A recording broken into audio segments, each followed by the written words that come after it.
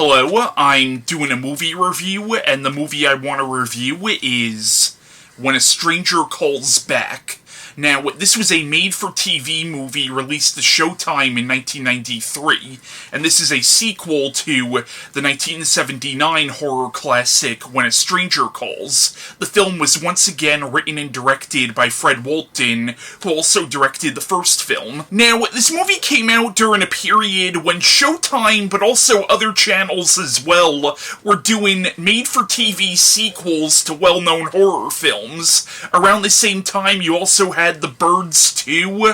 A few years earlier, you had Psycho 4, even though this next movie I'm about to bring up was from Fox, but Fox did The Omen 4, and they also did one of the Amityville sequels, and When a Stranger Calls Back very much fits in with all that. Now, my opinions of this movie are very mixed, to say the least. I don't hate this movie, but I also don't really love it either. Now, there is a lot about this movie that I do really appreciate. I like the fact that it's not just a carbon copy of the first movie. It actually does try to be its own story, even though it does begin basically as a remake of the first one. Like, the opening scene of this movie is basically a remake of the opening scene of the first movie, but then it goes off in sort of its own direction, which I did really appreciate. And this is a very well-made movie, especially for a made-for-TV movie, and it's very well acted. You can tell that everybody's taking this seriously, but at the same time, the movie honestly comes off as kind of dull, and actually, the weakest part of this movie is kind of the killer himself, because when they finally really introduce the killer in this movie,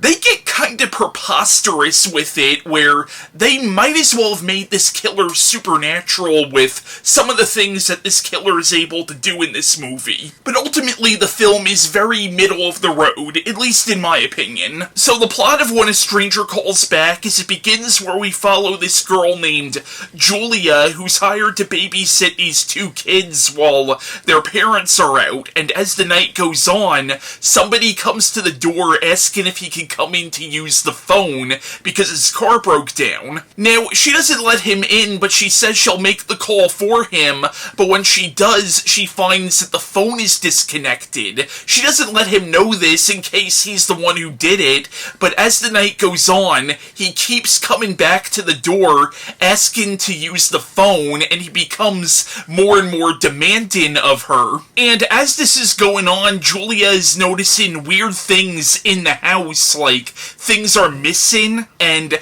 eventually this guy reveals to her that he knows her name, and then he says, "Oh, I saw somebody upstairs, you better get out of there." So she immediately runs upstairs to check on the children, and finds that they're gone. The movie jumps ahead to 5 years later. They never found the stalker she was dealing with, and they never found the missing children. But Julia is now going to college, and what happens is one day she finds a child's sweater in her closet. She, of course, freaks the fuck out and tells police about this, but they're skeptical of her story. So Jill, the main character of the first movie, who's now a dean at the college, contacts her and tries to help her because, of course, Jill dealt with a very similar experience years earlier. So in the film, Jill contacts John Clifford from the first movie, and together they try to investigate and find out who Julia's stalker actually is. Now, in the film, Jill Schoelen, who people might recognize from The Stepfather, plays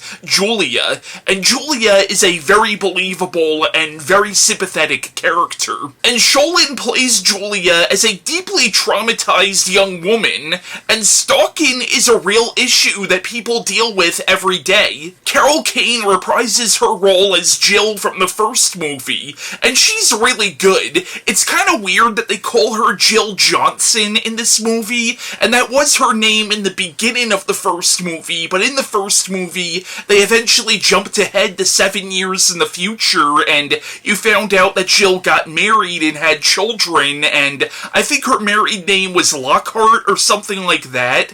so it's kind of weird that they call her Jill Johnson again, and they don't mention her husband or her children at all. Granted, maybe she had a divorce between this and the first movie, but I kind of feel like it should have been mentioned at least once. But that being said, Jill Schoelen and Carol Kane play very well off of each other, and I liked how most of the movie is really a commentary on PTSD, where you have these two women who both went through very similar experiences, both dealing with their own trauma. And an idea I really liked, that I'm not sure if the film explores as much as it should, but I like the idea that Jill, even though she's older and more experienced, might not be dealing with her trauma as well as she thinks she is, and she might not be the best guide for Julia. And you have Charles Durning reprising the role of John Clifford, and I loved that they brought this character back, because he really was the true hero of the first movie,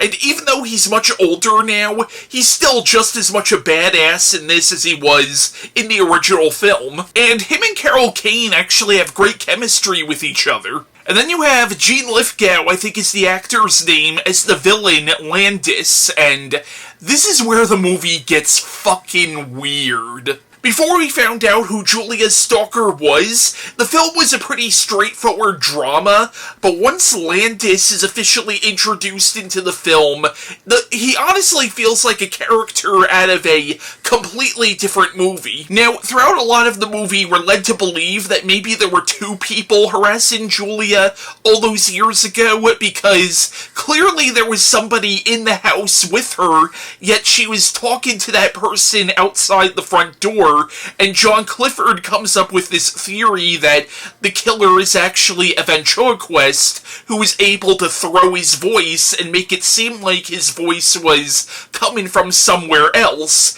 Now, I know nothing about ventriloquism, but I'm pretty sure it doesn't work quite like that. And it turns out Clifford's theory was correct when we see Landis doing this surreal ventriloquism act at a nightclub, and he has this faceless dummy that looks like the comic book character The Question. And we see Landis painted completely black, and he's spouting out all this existential shit. But like I said, the character of Landis, even though he is creepy in the film, he almost feels like a comic book character, because he does some pretty outlandish things in this movie. Like, again, the whole throwing your voice thing, like making your voice sound like it's coming from another part of the room from where you're at. Like, maybe that is possible. Again, I know nothing about ventriloquism, but I'm still pretty sure that in real life it's nothing like what's presented in the movie. And like I said, you have him doing things in this movie where he might as well have been supernatural. And like at the end of the movie, you have him hiding out in Jill's apartment, but the way he hides is he paints his entire body as bricks, and he uses this to blend into the brick wall of Jill's apartment. And granted, it's dark in there, so it's somewhat believable that she wouldn't immediately see him, but just the time and effort that must have taken to do that, like, it really does strain credibility for what up until that point was meant to be a reality-based film. And I'm not trying to imply that the actor did a bad job or anything, or even that Landis was a bad villain. In fact, there are a lot of moments in this movie where he is genuinely creepy, but at the same time, he's a character who would have felt way more at home in something like Batman the Animated Series. And the movie gets downright depressing at certain points. Like, this is a major spoiler, but there's a certain point in this movie where it seems that Julia attempted suicide, and we're never really sure whether she shot herself or if the killer did this and tried to make it look like a suicide, and we never get a definitive answer for that, but she shoots herself, so it seems. but lives and is in a coma throughout most of the movie. Now, originally this film was going to have a much darker ending, where she was supposed to die, but Showtime basically told Fred Walton, no way you're going to end the movie like that. So the film has a happy ending where Julia lives somehow, even though she had a freaking bullet in her head, but she seems fine by the end of the film. But I know the director was not happy about having to change the ending. So yeah, When a Stranger Calls Back is a very middle-of-the-road movie for me. Again, there's a lot I like about this movie. I think it's very well made, and I do appreciate some of the character drama in this. But ultimately, the killer in the movie, while creepy, ends up being a little too outlandish for this kind of movie, in my opinion. But even when the movie does get weird, it doesn't go as far with the weirdness as I think it should have. And ultimately, I think the movie is just kind of bland. But I know the film does have a cult following, and there are a lot of people who do really like this movie, and again, I do think there's a lot to like about this movie, but overall, it didn't completely work for me. Now, apparently there were talks of doing a third When a Stranger Calls movie, but plans for that were ultimately scrapped when Carol Kane refused to come back when it was revealed that her character was going to be killed off in the opening scene. I'm not sure what the third one would have been called. I guess When a Stranger Hangs Up. But while we never got another sequel, we did get the remake in 2006, and that's going to be my next movie review.